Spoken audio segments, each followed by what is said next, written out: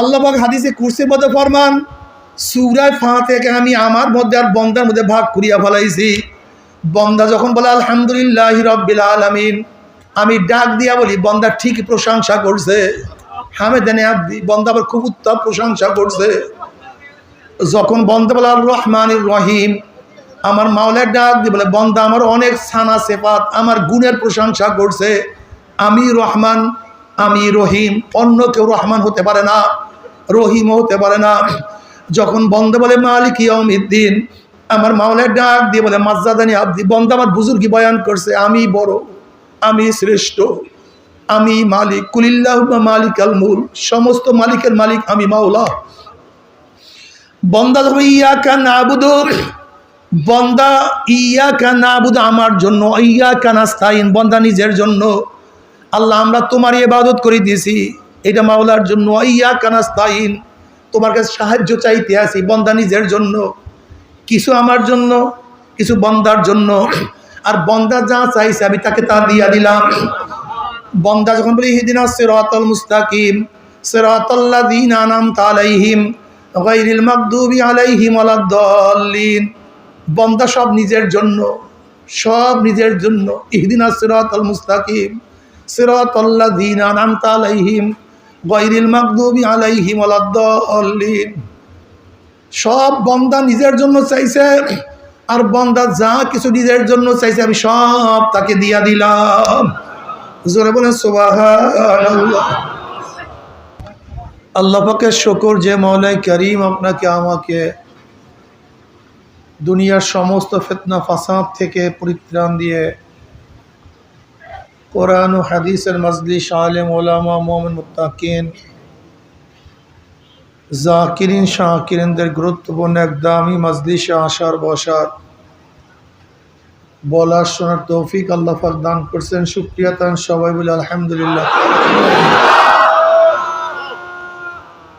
এই মজলিস গুনাহ ধুলাই কারখানার মজলিস। দুনিয়ার লন্ড্রি, সেখানে জামা কাপড় গেলে জামা কাপড় ধুলাই করা হয়, এই মজলিসে গুনাহ ধুলাই করা হয়। জামা কাপড় ধুলাই করার পরে যেরকম দেখা যায় জামা কাপড়ের মধ্যে ময়লাই নেই, এই মজলিসে গুনাহকে এমনভাবে ধুলাই করা হয় মনে হয় যেন গুনাহই করে নেই। এই যে একবার সুবহানাল্লাহ পড়ছেন, পড়ার সাথে সাথে আমলনামা 1000 নেকি লেখা হয়ে গেছে, 1000 গুনাহ ঝরে গেছে। ইন্নাল হাসানাতি ইউযহিবনাস সাইয়্যাত, গুনাহ নেকিকে, নেকি গুনাহকে এমনভাবে মিটায়া দেয়। ইউযহিবনা অর্থ হলো এমনভাবে মিটায় মনে হয় যেন সে কোনোদিন গুনাহই করে নেই। যেরকম ময়লা কাপড় ভালো মতো ধৌত করলে মনে হয় যেন কোনোদিন ময়লাই লাগে নাই, নাকি ভাই? ময়লা লাগছিল কিন্তু ভালো মতো ধৌত করলে মনে হয় যেন ময়লাই লাগে নাই। নেক আমল গুনাহকে এমনভাবে মিটায়া দেয়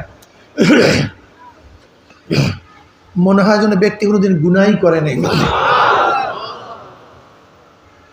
এই মাজলিস শুধু গুনাহকে মিটাই না, ইল্লা মান তাবা ওয়া আমানা ওয়া আমিলা আমালান সালিহান ফাউলাইকা ইউবাদদিলুল্লাহু সাইয়্যাতিহিম হাসানাত ওয়া কানাল্লাহু গফুরার রহিমা। যদি ঈমানকে মজবুত করতে পারেন, তওবা করার মতো তওবা করতে পারেন, নেক আমল করতে পারেন, আল্লাহ পাক শুধু গুনাহ মাফ করার ওয়াদা করেন নাই, ফাউলাইকা ইউবাদদিলুল্লাহু সাইয়্যাতিহিম হাসানাত, আল্লাহ পাক সমস্ত গুনাহকে নেকের দ্বারা পরিবর্তন করে দেবেন। আল্লাহ অনেক আমাদেরকে ভালোবাসেন, মোহাব্বত করেন। যেরকম বাপ মা সন্তানকে মোহাব্বত করে, এর চেয়ে কোটি কোটি গুণ বেশি মোহাব্বত করে আমার মাওলা। বাপ মার কাছে বারবার অন্যায় করলে বাপ মা মাফ করে দেন, আমার মাওলার কাছে অন্যায় করলে তওবা করার মতো তওবা করলে আমার মাওলা মাফ করে দেন। এই জন্য তওবা করা চাই ভাই। আর তওবাতু নাদামাতুন, আর তওবাতু রুজআতুন। তওবা অর্থ লজ্জিত হওয়া, তওবা অর্থ ফিরিয়ে আসা। তওবা অর্থ লজ্জিত হওয়া, তওবা অর্থ ফিরিয়ে আসা। আল্লাহ কাজ করছে আর করব না, এর নাম তওবা। আল্লাহ কাজ করে আরো করব, এর নাম তওবা না। মাওলা এই কাজ করছি, অন্যায় করছি, ওয়াদা করলাম,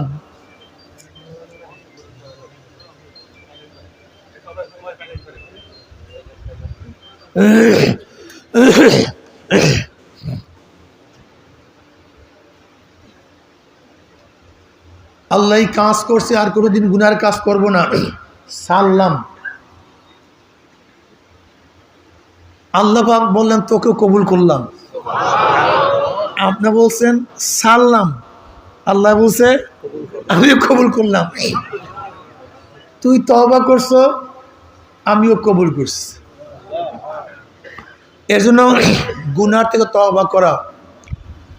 জনাব মুহাম্মদ রাসূলুল্লাহ সাল্লাল্লাহু আলাইহি ওয়াসাল্লাম নিষ্পাপ, তিনি না, সমস্ত নবীরা নিষ্পাপ। কথা বলেন না কেন? সমস্ত নবীরা মাসুম, সমস্ত নবীরা মাসুম। এরপরও তিনি ইস্তেগফার করতেন, তওবা করতেন। এই ইস্তেগফার তওবা নিজের জন্য করতেন না, উম্মতকে শিক্ষা দেওয়ার জন্য। উম্মতকে শিক্ষা দেওয়ার জন্য নবী আলাইহিস সালাতু ইস্তেগফার করতেন, অথচ তিনি নিষ্পাপ। গুফিরা লাহু মা তাকাদ্দামা মিন যামবিহি ওয়া মা তাআখার। তিনি যদিও কোনো গুনাহ করেন নাই, মাসুম, এরপরও তার ফজিলাত হিসেবে আল্লাহ পাক কি বলছেন? আগিলা পিছলা সব মাপ। এটা ফজিলাতের জন্য, তোমার সব মাপ। অথচ আমাদের মাফের কোনো ঘোষণা নাই, মাপের কোনো ডিক্লার দেওয়া হয় নাই, এরপর আমাদের চোখের মধ্যে পানি নেই। নবীরা মাসুম কি মাসুম না? জোরে বলেন। নবীকে মানছেন, মাসুম মানলেন না, ভেজাল আছে। নবীকে মানছেন, আখিরি নবী মানলেন না, ভেজাল আছে। কথা বলেন না কেন? নবী আদম আলাইহিস সালাতু ওয়াস সালাম নবী, কিন্তু শেষ নবী নন। নবী নূহ আলাইহিস সালাতু ওয়াস সালাম নবী, কিন্তু শেষ নবী নন। নবী মূসা আলাইহিস সালাতু ওয়াস সালাম নবী, কিন্তু শেষ নবী নন। নবী ঈসা আলাইহিস সালাতু ওয়াস সালাম নবী, কিন্তু শেষ নবী নন। আমার নবী নবীও এবং শেষ নবীও। তা আমার নবীর গুণ কয়টা? এক হলো নবী, আবার শেষ নবী। নবী ঈসা নবী, কিন্তু শেষ নবী নন। নবী ঈসা নবী, কিন্তু শেষ নবী নন। আমাদের নবী নবী এবং শেষ নবী। নবী মূসা নবী, মাসুম। নবী ঈসা নবী, মাসুম। নবী আদম নবী, মাসুম।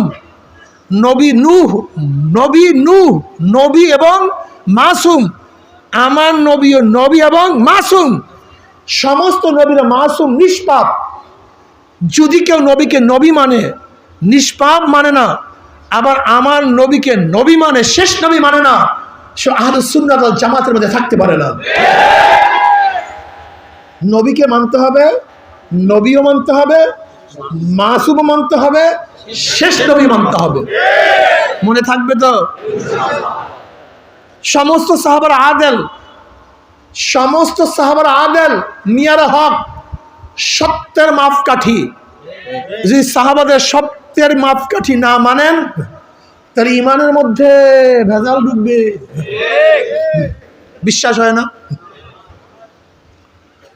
সত্যের মাপকাঠি কি? তারা যা বলছেন সব সত্য, তারা যে কাজ করছেন সব সত্য, তারা কোনো অবস্থাতেই মিথ্যার আশ্রয় গ্রহণ করেন নাই। নবী আলাইহিস সালাতু ওয়াস সালামের উপর কোনো অপবাদ দেন নাই। অপবাদ মানে নবী যা বলেন নাই, নবীর নামে চালায় দিস। নবী যা করেন না, তা নবীর নামে চালায় দিস। ঘটনা কোনো সাহাবাদের ঘটে নাই। সমস্ত নবীর আদেল, সমস্ত সাহাবার আদেল, সমস্ত সাহাবার আদেল, সত্যের মাপকাঠি।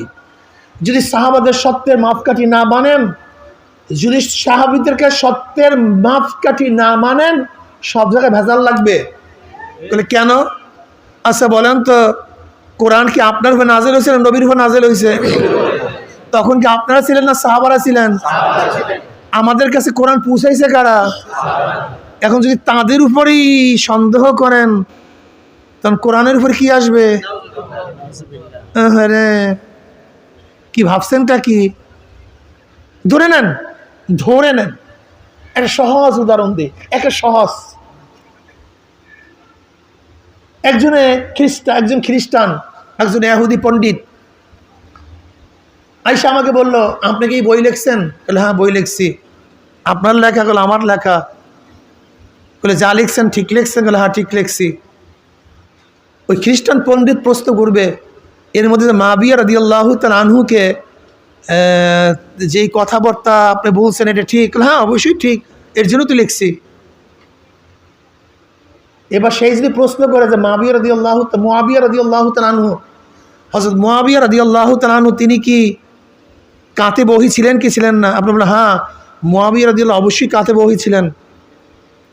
এখন সেই খ্রিস্টান যদি প্রশ্ন করে যে মুআবিয়া রাদিয়াল্লাহু তাআলা আনহু কাতে বহি আর আপনি লিখছেন ইনি ঠিক না, ভেজাল আছে, আর উনি কোরআন শরীফ লিখছেন ওহি যা আসছে, উনি যে কিছু ভেজাল ঢুকায় নাই এর প্রমাণ আপনার কাছে কি আছে?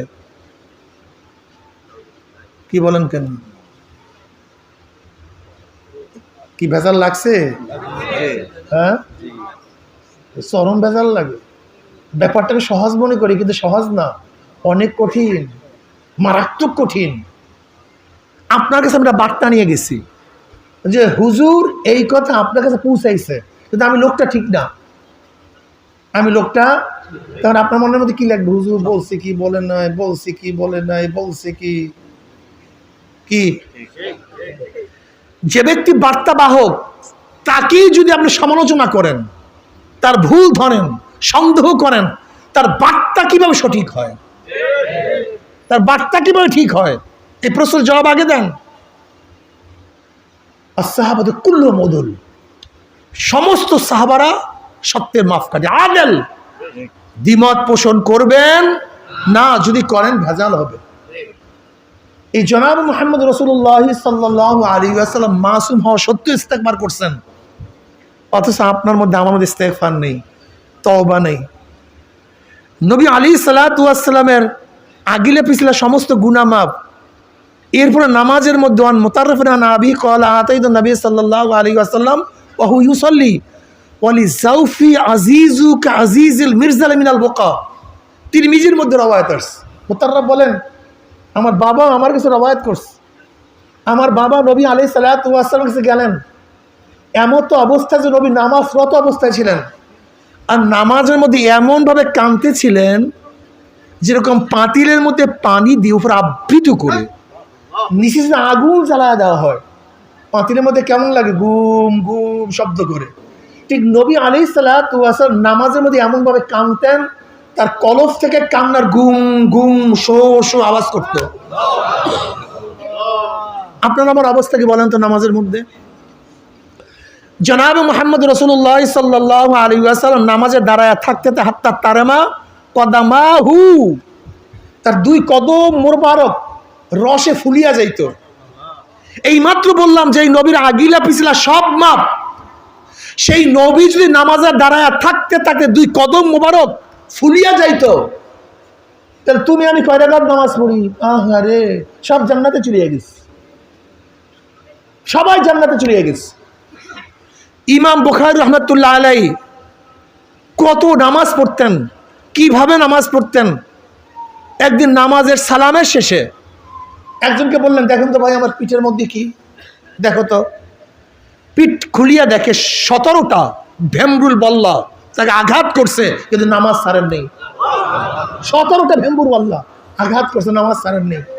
আর তোমার আমার নামাজের অবস্থা কি আমাকে বলো তো। ইমাম আজম আবু হানিফা রাহমাতুল্লাহ আলাইহি দুনিয়া থেকে বিদায় হওয়ার পরে পাশের বাসার এক যুবক তার বাবাকে প্রশ্ন করতেছে যে আব্বাজান, ইমাম আজমের বাসার উপরে ছাদের উপরে খাম্বাটা কোথায়, পিলারটা কোথায়, সেটা দেখি না কেন? বুঝার ইমাম আজম আবু হানিফা রাহমাতুল্লাহ আলাইহি ছাদের উপরে যখন নামাজে দাঁড়াইতেন, বাচ্চারা মনে করতে পিলার দাঁড়ায় আছে, বাচ্চারা মনে করতো পিলার দাঁড়ায় আস, এইভাবে সারা রাত নামাজ পড়তেন। তোমার আমার নামাজের হালাত কি, তোমার আমার নামাজের অবস্থা কি? আহমদ হাম্বল রহমাতুল্লাহ প্রতিদিন 100 রাকাত নফল নামাজ পড়তেন। তোমার আমার নামাজের হালাত কি? দেখো আসলে আমাদের অবস্থাটা কি, আমরা পড়া ইবাদত করি না। জনাব মুহাম্মদ রাসূলুল্লাহ সাল্লাল্লাহু আলাইহি ওয়াসাল্লামকে প্রশ্ন করছে জিবরাইল আলাইহিস সালাতু ওয়াস সালাম, আমাল ইহসান ইয়া রাসূলুল্লাহ। قال رسول الله صلى الله عليه وسلم أن تعبد الله كأنك ترى فإن لم تكن تراه فإنه يراك। তুমি এমন ভাবে ইবাদত করো মনে হয় যেন তুমি আল্লাহকে দেখতে আসো। কান্নাকা, গোয়াকে মনে হয় যেন এই দেখে ভালাইছি, এই দেখে ভালাইছি, এই মনে হয় যেন ছায়ার মতো। কান্নাকা, মনে হয় যেন আল্লাহকে দেখে ভালাইছি। যদি সেই হালাত, সেই অবস্থা না পুষে খেয়াল করে মাওলায় তোমাকে দেখতেছে। তাসাউফের ভাষায় দুইটা শব্দ কি বলা হয়? মুশাহাদা, মুরাকাবা। একটা কি আর একটা মুশাহাদা, একটা সামনাসামনি মনে হয় যেন শাহেদ উপস্থিত, আমি দেখতেছি। আর একটা ভাবে আল্লাহ আমাকে দেখতেছে। এই দুইয়ের বাইরে ইবাদত নেই। ইবাদতের সূরা দুইটা, হয়তো তুমি আল্লাহকে দেখবা অথবা আল্লাহ তোমাকে দেখবে। নামাজের মধ্যে দুই হালাতের এক হালাত পয়দা হয় না, হয় না। উমর ইবনে খাত্তাব রাদিয়াল্লাহু তাআলা নামাজের মধ্যে এমনভাবে কাঁদতেন, সামনের কাতারে কাঁদতেন, পিছনের কাতার থেকে কান্নার আওয়াজ যাইতো। এখন যদি কেউ নামাজের মধ্যে কান্নাকাটি করে সবাই তাকায় থাকবে, এই লোকটা কাঁদতে কেন, ঘটনা কি, কি হয়েছে, এরকম দেখবে সবাই। যদি আজকে আমার মাদ্রাসার ছেলের মধ্যেও কোনো ছেলে কান্দে, দরবেশ দরবেশ দরবেশ বলতে বলতে মাদ্রাসায় পড়তে পারবে না। কোনো ছেলে যদি একটু তাহাজ্জুদ পড়ে, একটু জিকির আজকার করে, পাগড়ি বাঁধে, একটু সুন্নাত অনুযায়ী ছেলে দরবেশ দরবেশ বলতে বলতে ও ছেলে নামাজ মাদ্রাসায় থাকতে পারবে না, থাকতেই পারবে না।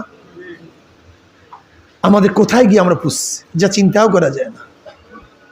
তওবা নাই, নামাজের মধ্যে খুশু এবং খুজু নাই। কদ আফলাহাল মুমিনুন আল্লাযীনা হুম ফি সলাতিহিম খাশিউন।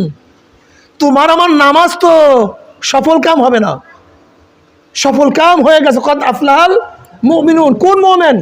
আল্লাযীনা হুম ফি সলাতিহিম খাশিউন, যারা খুশু এবং খুজুর সাথে নামাজ আদায় করে, ওই সমস্ত মুমিনরা সফল কাম হয়ে গেছে। তুমি আমি না।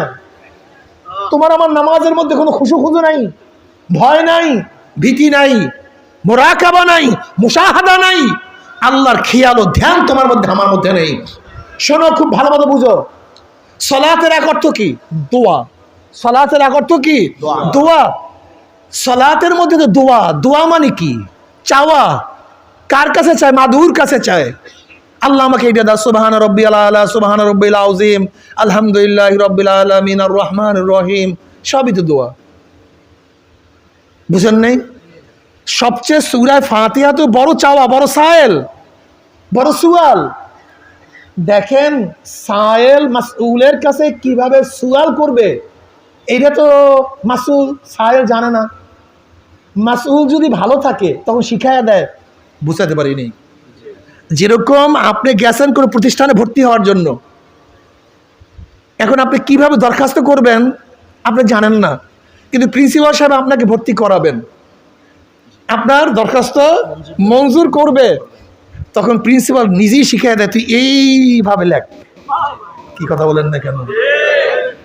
অর্থাৎ যে ব্যক্তি মঞ্জুর করবে সেই যে দরখাস্ত শিখাইয়া দেয়, তাই মঞ্জুর অবশ্যই হবে, কোনো সন্দেহ নাই। দেখেন আহকামুল হাকিম রব্বুল আলামিনের কাছে আমরা সুয়াল করব, আর সুয়ালের পদ্ধতি যদি ঠিক না হয় ভেজাল লেগে যায়। দেখেন সায়েলের সুয়ালটা যত সুন্দর হয়, মাসুল থেকে তত বেশি পাওয়া যায়। যেমন ধরে নেন, আপনি কোনো এক ব্যক্তির কাছে গিয়ে বলেন, মিয়া আপনি ধনী, আপনার বাবা ধনী, আপনার 14 গোষ্ঠী ধনী, মিয়া এত টাকা খরচ করেন, বিল্ডিং করছেন, ভালো ভালো খান, জন্মের খাওয়া খান, আমাকে কিছু দেন। কি পয়সা দেবে না লাথি দেবে? কারণটা কি? হ্যাঁ, চাওয়ার পদ্ধতি ঠিক হয়নি। আর এইভাবে বলে আল্লাহ আপনাকে অনেক দান করছেন, আপনিও দানশীল, আপনার বাবাও দানশীল ছিলেন, আপনার দাদাও অনেক দান করতেন, আপনাদের দানে গোরাম বেশি সব কামিয়াব হয়ে গেছে, আপনার কোনো মানুষকে ফিরাতেন না, মানুষ আপনাদের তারিফে সবাই মজ্জ হয়ে আছে। যদি এই ক্ষুধার্ত ব্যক্তি কিছু দান করেন খুবই খুশি হতাম। কি অবস্থা?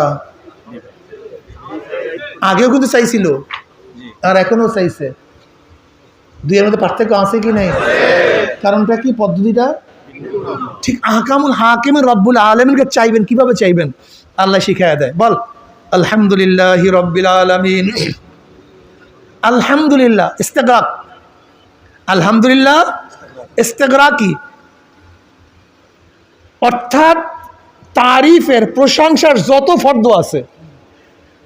ইন্নামাল আমালু বিন্নিয়াতের আলিফ লাম আহাদি, যদি ইন্নামাল আমালু বিন্নিয়াতের আলিফ লামকে ইস্তেগরাক মনে করেন তাহলে যত আকাম কুকাম আছে সব তো নিয়াত ভালো হইলে ঠিক হয়ে যাবে, কথা ঠিক না? এই যে ইন্নামাল আমালু বিন্নিয়াতের আলিফ লাম ইস্তেগরাক না আহাদি, মাহুদে খারাজুল আমল, কোনো আমল নিয়াত ব্যতীত উজুদে আসবে না। আর এখানে আলিফ লাম ইস্তেগরাক, যত প্রশংসা আছে সমস্ত প্রশংসা কার জন্য? আল্লাহর জন্য একমাত্র। এর জন্য তরজমা উঠাবো কি? সমস্ত প্রশংসা একমাত্র আল্লাহর জন্যই। আলহামদুলিল্লাহ কার জন্য? কেন? কোন আল্লাহ? রব্বিল আলামিন, ওই সত্তা যিনি গোটা আলমের রব। রব কাকে বলা হয়? রুবুবিয়াত কি? রব কি? রব কাকে বলা হয় বলেন? অস্তিত্বহীন থেকে অস্তিত্বে এনে তার প্রয়োজন মিটাইয়া যে তাকে পূর্ণতায় পৌঁছায়া দেয় তার নাম রব। দেখেন আমরা শুধু বলি পালনেওয়ালা, শুধু পালনেওয়ালা রব না। রব এমন একটা সত্তা যিনি অস্তিত্বহীন থেকে অস্তিত্বে এনে তার প্রয়োজন মিটাইয়া পূর্ণতায় পৌঁছায়া দেয়, তার নাম রব। যেমন আসমানের অস্তিত্ব ছিল না, অস্তিত্ব আনছে কে? জমিনের অস্তিত্ব ছিল না, অস্তিত্ব আনছে কে? আপনার আমার অস্তিত্ব ছিল না, অস্তিত্ব আনছে কে? প্রয়োজন ছিল মায়ের গর্ভের মধ্যে মায়ের নারীর সাথে আমার নারী সংযুক্ত করছে কে? জন্ম হওয়ার পর দরকার ছিল মায়ের বুকের দুধ, সেই বুকের মধ্যে দুধ সৃষ্টি করছে কে? আবার বড় হওয়ার পর দরকার ছিল অন্য দুধের, সেই গাভীর মধ্যে ছাগলের মধ্যে দুধ সৃষ্টি করছে কে? আবার দুধের পরে দরকার ছিল আটা, গমের, খাবার, চাউলের, সেই সৃষ্টি করছে কে? এরপর অসুস্থ হইলে ঔষধের প্রয়োজন ছিল, সৃষ্টি করছে কে? পানির প্রয়োজন ছিল, পানি বানাইছে কে? বাতাসের প্রয়োজন ছিল, বাতাস বানাইছে কে? ঘর বাড়ির প্রয়োজন ছিল, সমস্ত আসবাব সৃষ্টি করছে কে? অস্তিত্বে এনে তার প্রয়োজন মিটাইয়া যা প্রয়োজন ছিল পরে আল্লাহ। এই কাপড়ের প্রয়োজন ছিল, এইটা মিটাই দিস। চশমার প্রয়োজন ছিল কাঁচের মধ্যে, সেইটাও লাগাই দিস। আমার মাওলা পাক রব্বুল আলামিন স্বর্ণের প্রয়োজন ছিল, খনির মধ্যে স্বর্ণ দিয়ে দিস। রূপার প্রয়োজন ছিল, রূপার মধ্যে রূপার খনির মধ্যে রূপা দিয়ে দিস। গ্যাসের প্রয়োজন ছিল, খনির মধ্যে গ্যাস দিয়ে দিস। তৈলের প্রয়োজন ছিল, কথা বলেন না কেন, খনির মধ্যে। এ বেয়াকুব, যারা মাওলা কি ছিল না, এই খনি তোর বাবাই সৃষ্টি করছে না আমার মাওলাই সৃষ্টি করছে? এই গ্যাসের খনি তোর বাবাই সৃষ্টি করছে, আমার মাওলাই সৃষ্টি করছে? আমার মাওলার খনি নিয়ে আজকে উঠাও আর খাও আর গুন্ডামি ফাইজলামি করো, মাওলাকে ডাকো না। আলহামদুলিল্লাহ বলেন, তোমার সে আমার সে বড় নেমো খারাম আর কেউ হতে পারে না। ইন্নাল ইনসানা লিরাব্বিহি লাকানুত, রবের ব্যাপারে মানুষ খুবই নেমো খারাম, একেবারে নেমো খারামের বৃষ্টি। দেখেন চোখের প্রয়োজন যেখানে ছিল সেখানেই দান করছে। যদি চক্ষুটা পিছনে দিত, হাতে খানা নিতাম, পিছনে দেখতাম, তারপরে খাইতাম, ভেজাল লেগে যেত। রবের চিনলা না।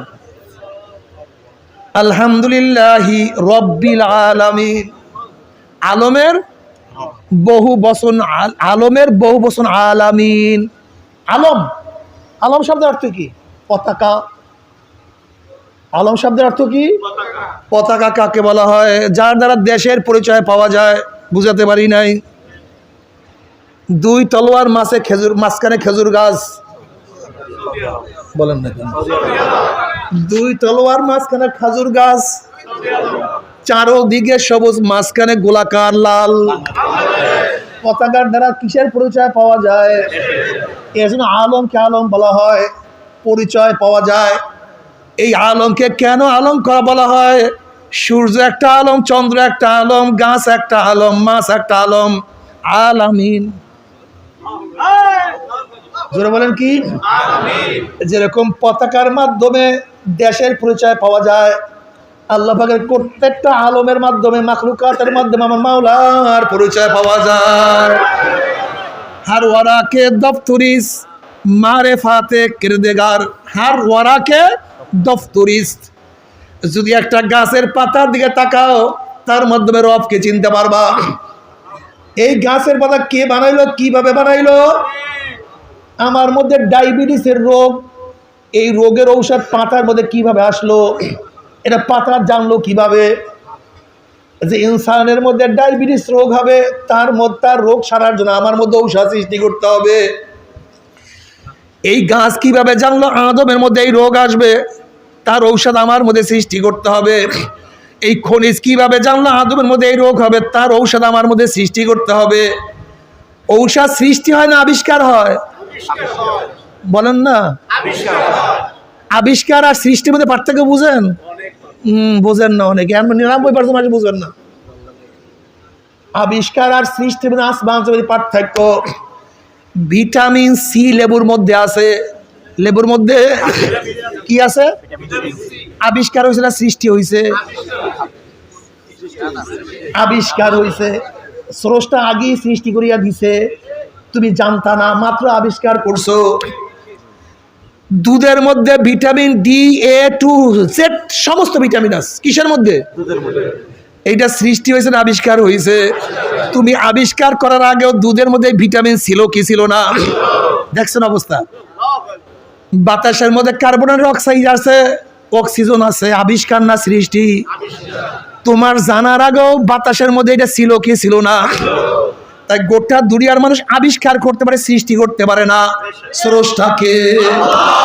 তুমি আবিষ্কার করিয়া মহাবৈজ্ঞানিক হয়ে গেল, পণ্ডিত হয়ে গেল, আর যে স্রষ্টা আগেই ভিটামিন সি সৃষ্টি করিয়া রাখছে তাকে ভুলিয়াই গেল। কত বড় জাহেল রে, কত বড় জাহেল! যে সত্তা গাছের মধ্যে ঔষধ সৃষ্টি করছে তাকে একবারও ডাকলা না, আর যেই বিজ্ঞানিক আবিষ্কার করছে তাকে নিয়ে কত তারিফে মত্ত হইয়া গেলা। হ্যাঁ, অমুক বৈজ্ঞানিক আবিষ্কার করছে। নিউটন কি করছে? আকর্ষণ বিকর্ষণ আবিষ্কার করছে। আচ্ছা বলেন তো, নিউটন আবিষ্কার আগেও এই আকর্ষণ বিকর্ষণ ছিল কি ছিল না? আজকে নিউটনের নাম আমরা সবাই জানি, কিন্তু মাওলার নাম সবাই ভুলিয়া গেছি। সূর্যের মধ্যে ভিটামিন ডি আছে, ই আছে, সি আছে। আবিষ্কার না সৃষ্টি? তোমার জানার আগে আমার মাওলা পাক রব্বুল আলামিন সূর্যের আলোর মধ্যে এই জিনিস দিয়া রাখছে। আমার মাওলা জানে আমার বান্দাকে পালার জন্য রৌদ্রের মধ্যে এই জিনিস দেওয়া দরকার। আমার মাওলা জানে বাতাসের মধ্যে এই জিনিস দেওয়া দরকার। আমার মাওলা জানে পানির মধ্যে তৃষ্ণা মিটাবার ক্ষমতা ওর মধ্যে দেওয়া দরকার। আমার মাওলা জানে খাদ্যের মধ্যে ক্ষুধা নিবারণ করার শক্তি ওর মধ্যে দেওয়া দরকার। আলহামদুলিল্লাহি রব্বিল আলামিন। জোরে বলেন সুবহানাল্লাহ। সমস্ত প্রশংসা কার? যিনি কোটা আলমের রব, অন্য কাউকে রব মানি না। এর জন্য কবরের মধ্যে প্রশ্ন, মান রব বুকা, তোমার রব কে? তোমাকে পালছে কে? তোমাকে বড় করছে কে? তোমাকে সুস্থ করছে কে? তোমাকে অসুস্থ করছে কে? তোমাকে রেজেক কে দান করছে? তোমাকে শান্তি কে দান করছে? তোমাকে কে হায়াত দান করছে? তোমাকে কে হায়াত দুনিয়া থেকে বিদায় দিয়ে মান রব্বুকা, পালনেওয়ালা কে? এর জন্য এক প্রশ্নের মধ্যে হাজারো মাসআলা চলে আসছে। মান রব্বুকা, তোমাকে খাওয়াইছে কে? পড়াইছে কে? সুস্থ করছে কে? অসুস্থ করছে কে? তোমার সন্তান দান করছে কে? গোটা দুনিয়া পালছে কে? দুনিয়ার সূর্য কে বানাইছে? কে পালাইছে? যদি মান রব্বুকা, যদি রবকে না মানো, তখন বলবো আল্লাহ আদরি, আমি তো জানি না। আমি তো আমার নেতাকে রব মনে করতাম, আমার দলকে রব মনে করতাম, ভাবছি নেতা আমাকে খাওয়াইছে। আমি ভাবছি ডাক্তার আমাকে সুস্থ করছে, ঔষধের জন্য আমি ভালো হয়ে গেছি। আমি তো মাওলার জন্য ভালো হয়েছি বিশ্বাস করতাম না। শান্তির মালিক মাওলাকে মনে করতাম না, অশান্তির মালিক আমি মাওলাকে মনে করতাম না। অথচ দাবি করছো অকদরিহি ওয়া খায়রিহি ওয়া শাররিহি মিনাল্লাহি তাআলা ওয়াল বাসি বাদাল মাউত। ভালো কার থেকে, মন্দ কার থেকে? আর এখন বিশ্বাস অমুক দল আইলে সবাই শান্তি পাবো, অমুক দল না থাকলে সবাই মরিয়া যাব। আরে রব রে, মান রব্বুকায় তো সবাই ধরা খাবা। আল্লাহ মাফ করে তোকে, একজনও ধরা না খাই, একজনও ধরা না খাই, একজনও ধরা না খাই। খুব খেয়াল রাখি। আলহামদুলিল্লাহ রাব্বিল আলামিন। এরপরে আর রহমানির রহিম, মাওলা তুমি রহমান, তুমি রহিম, তুমি দয়ালু। তোমার চেয়ে দয়ালু কেউ নাই, মেহেরবান কেউ নাই, তোমার চেয়ে রহমানওয়ালা কেউ নাই। বেহদ মেহেরবান। আর রহমানের অর্থ কি? বেহদ মেহেরবান, যেই মেহেরবানির কোনো শেষ নাই, কোনো সীমা নাই।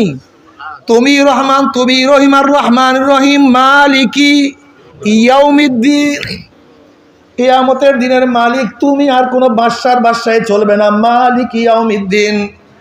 এবার কি বললাম? ইয়াকা না'বুদু। এতক্ষণ তারিফ করছি, প্রশংসা করছি। আলহামদুলিল্লাহ রাব্বিল আলামিন, আর রহমানির রহিম, মালিক ইয়াউমিদ্দিন, ইয়াকা না'বুদু। আমরা তোমারই ইবাদত করিতেছি, করিব। ইয়াকা, ইয়াকা, ইয়াকা না'বুদু। এখানে ইসলামকে আগে নিয়ে আস, ফেলকে পরে নিয়ে আস, হসরের মানা দেয়, তাকিদ। ইয়াকা না'বুদু অর্থ কি দাঁড়াবে? আমরা তোমারই, অন্য কাউ না, তোমারই ইবাদত। না'বুদু, না আবুদু, না'বুদু না আবুদু। আবুদু অর্থ আমি, না'বুদু আমরা। মুজারে না মারুফ? মুজারে। মুজারে না মাজি? মুজারে। মাজি অতীত, মাজি অতীত, আর মুজারে বর্তমান ভবিষ্যৎ। অর্থ কি দাঁড়াইল? ইয়াকা না'বুদু, আমরা তোমারই। হাল এবং মুস্তাকবেল, আমরা এখনো তোমার ইবাদত করিতেছি, মসজিদের বাহিরেও তোমার ইবাদত করিব। আমি শুধু ইবাদত করব না, আমি ইবাদত করব, আমার স্ত্রীর দ্বারা ইবাদত করাইব। শুধু আমি ইবাদত করব না, আমার ছেলের দ্বারাও ইবাদত করাইব। শুধু আমি ইবাদত করব না, আমার মেয়ের দ্বারাও ইবাদত করাইব।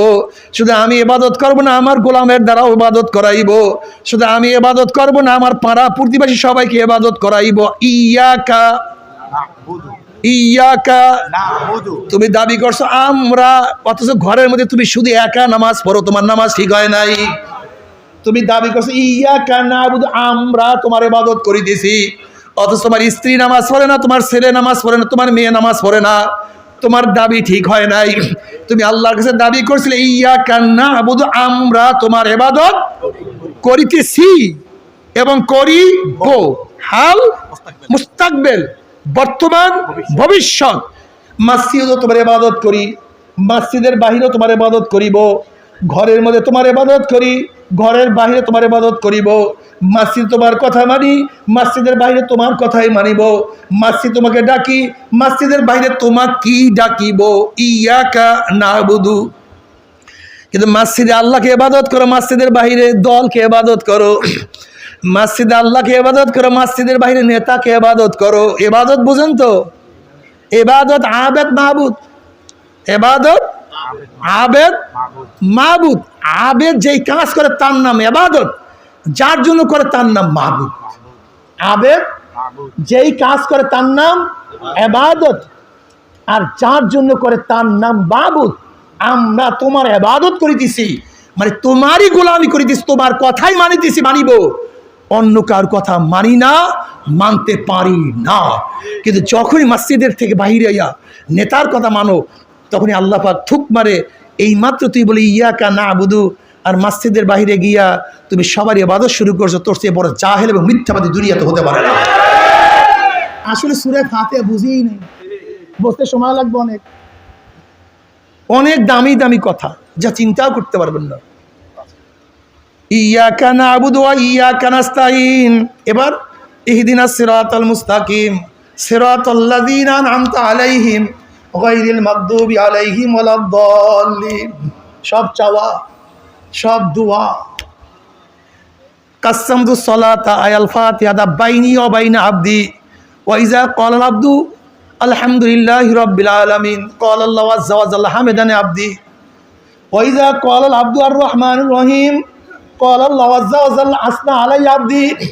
ওয়া ইযা ক্বালা আবদু ইয়াকা মালিকি ইয়াউমিদ্দিন ক্বালা আল্লাহু আযজা ওয়া জাল্লা মাজ্জাদানি আবদি। ওয়া ইযা ক্বালা আল আবদু ইয়াকা না'বুদু ওয়া ইয়াকা নাস্তাঈন ক্বালা আল্লাহু আযজা ওয়া জাল্লা হাযা বাইনি ওয়া বাইনা আবদি ওয়া লি আবদি মা সাল।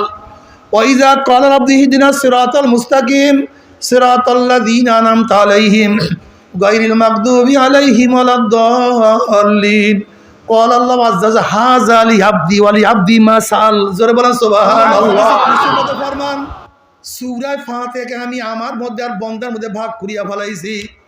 বান্দা যখন বলে আলহামদুলিল্লাহি রাব্বিল আলামিন, আমি ডাক দিয়া বলি বান্দা ঠিক প্রশংসা করছে, হামেদানি আবদি, বান্দা আবার খুব উত্তম প্রশংসা করছে। যখন বান্দা বলে আর রহমানির রহিম, আমার মাওলার ডাক দিয়ে বলে বান্দা আমার অনেক সানা সেফাত, আমার গুণের প্রশংসা করছে।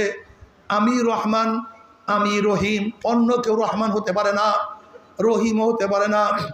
যখন বান্দা বলে মালিক ইয়াউমিদ্দিন, আমার মাওলার ডাক দিয়ে বলে মাজ্জাদানি আবদি, বান্দা আমার বুজুর্গি বয়ান করছে, আমি বড়, আমি শ্রেষ্ঠ, আমি মালিক। কুলিল্লাহুম্মা মালিকাল মুলক, সমস্ত মালিকের মালিক আমি মাওলা। বান্দা যখন ইয়াকা না'বুদু, বান্দা ইয়াকা না'বুদু আমার জন্য, ইয়াকা নাস্তাঈন বান্দা নিজের জন্য। আল্লাহ আমরা তোমারই ইবাদত করে দিয়েছি, এটা মাওলার জন্য। ইয়াকা নাস্তাঈন তোমার কাছে সাহায্য চাইতে আসি, বান্দা নিজের জন্য, কিছু আমার জন্য, কিছু বান্দার জন্য। আর বান্দা যা চাইছে আমি তাকে তা দিয়া দিলাম। বান্দা যখন বলি ইহদিনাস সিরাতাল মুস্তাকিম সিরাতাল্লাযীনা আন'আমতা আলাইহিম গায়রিল মাগদুবি আলাইহিম ওয়ালাদ-দাল্লিন, বান্দা সব নিজের জন্য, সব নিজের জন্য। ইহদিনাস সিরাতাল মুস্তাকিম সিরাতাল্লাযীনা আন'আমতা আলাইহিম গায়রিল মাগদুবি আলাইহিম ওয়ালাদ-দাল্লিন, সব বান্দা নিজের জন্য চাইছে। আর বান্দা যা কিছু নিজের জন্য চাইছে আমি সব তাকে দিয়া দিলাম। জোরে বলেন সুবহানাল্লাহ। এ আমার যুবক বাবারা, মুরব্বী বাবারা, পর্দালে মা বোনের, নামাজের মধ্যে কি যে মজা। ইমাম গাজালি রহমাতুল্লাহ আলাইহি একটা ঘটনা নিয়ে আসছেন। যখন বেহুশ করা কোনো ঔষধ ছিল না, মানুষের কোনো অঙ্গ কাটার প্রয়োজন হইলে তাকে আগে বাঁধতো, বাঁধার পরে তারপর অঙ্গ কাটিয়া ফেলাইতো। এক যুবকের হাত কাটার প্রয়োজন, এখন রশি নিয়ে আসছে ডাক্তার থেকে বাঁধার জন্য। এখন যুবকের মা বলতে আছে আমার ছেলেকে কি করতে আছেন? বলে আপনার ছেলের তো হাতে পছন্দ ধরছে, হাত কাটতে হবে, কাজে না বাঁধিয়ে তো উপায় নেই, যখন হাত কাটতে যাবো সে কষ্ট পাবে। মা বলতে আমার ছেলেকে বাঁধার কোনো দরকার নাই, আমার ছেলে যখন নামাজে দাঁড়ায়া যাবে তখন হাত কাটিয়া নিয়ে যায়, আমার ছেলেটি আরো করতে পারবে না। যখন ছেলে নামাজে দাঁড়ায়া গেছে, ডাক্তার তার হাত কাটিয়া নিয়ে গেছে, ছেলেটি আরো করতে পারে না।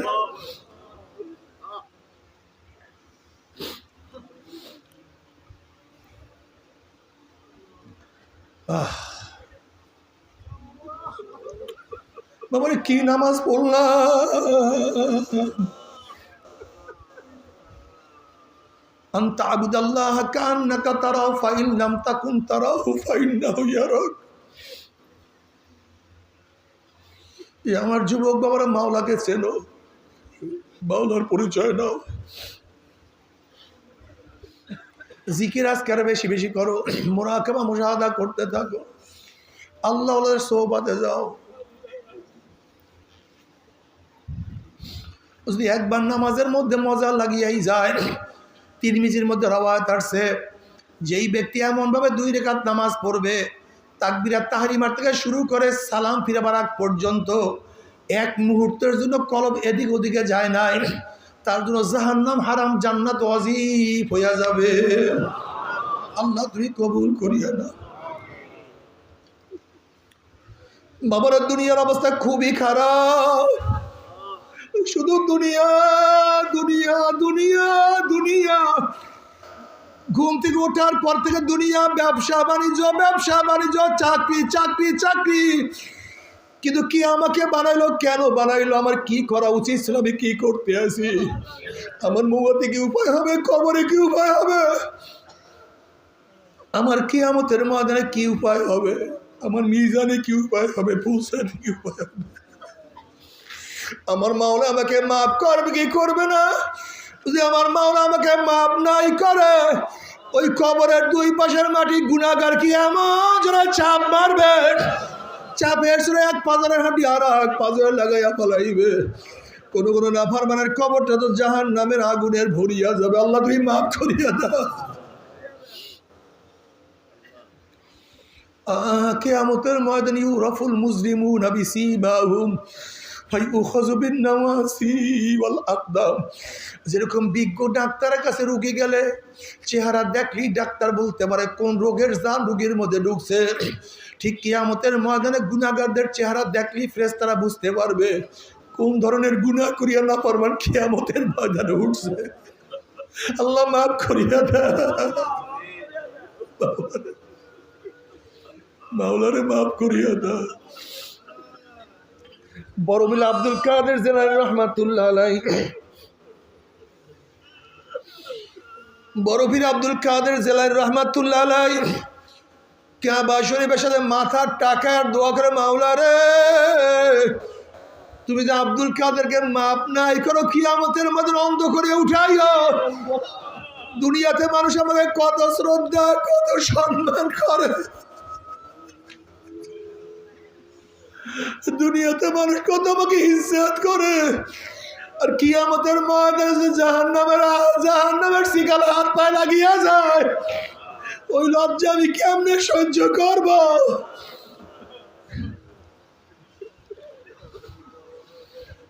তারা এত বড় আল্লাহর ওলি হওয়া সত্ত্বেও জাহান্নামকে কত ভয় করত। আর তোমার আমার জাহান্নামের কোনো টেনশন নাই, কোনো চিন্তা নাই। আল্লাহ তুমি মাফ করিয়া দাও।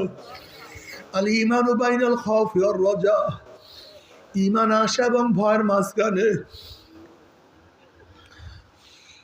বাবারে কান্নাকাটি করিও, আমার মাওলা তো কার সাথে ঠেকা পড়ে নাই, তোমাকে আমাকে জান্নাতে নিতেই হবে।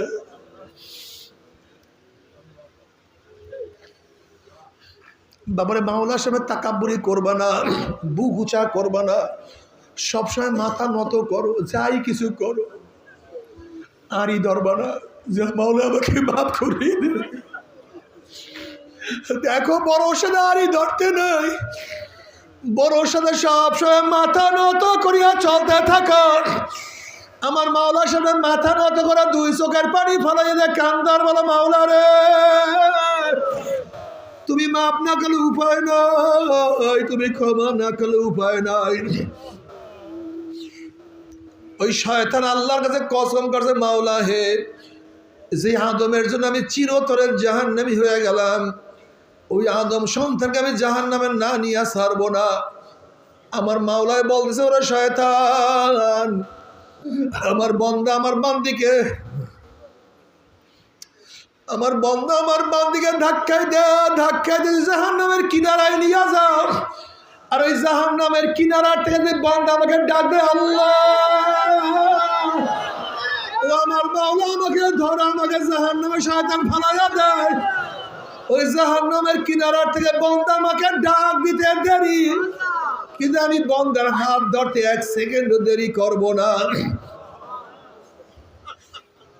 লা তাকনাতু মির রাহমাতিল্লাহ।